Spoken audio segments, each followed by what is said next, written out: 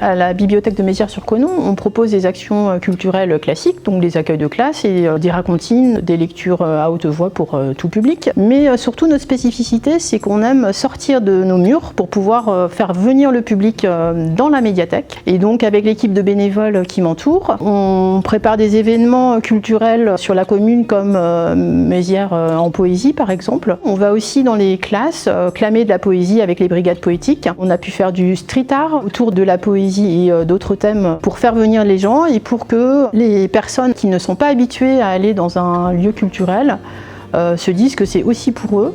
C'est un peu mon cheval de bataille en fait, c'est de donner la culture pour tous. C'était un vrai choix d'accueillir Rebecca d'Outremer. C'est bien sûr grâce en fait au réseau Liffré-Cormier qu'on a pu bénéficier d'une rencontre et d'un spectacle avec elle, qu'on a pu bénéficier aussi d'une exposition d'originaux que les Méziérais pouvaient venir voir à la médiathèque. Il y a eu un gros travail de médiation culturelle.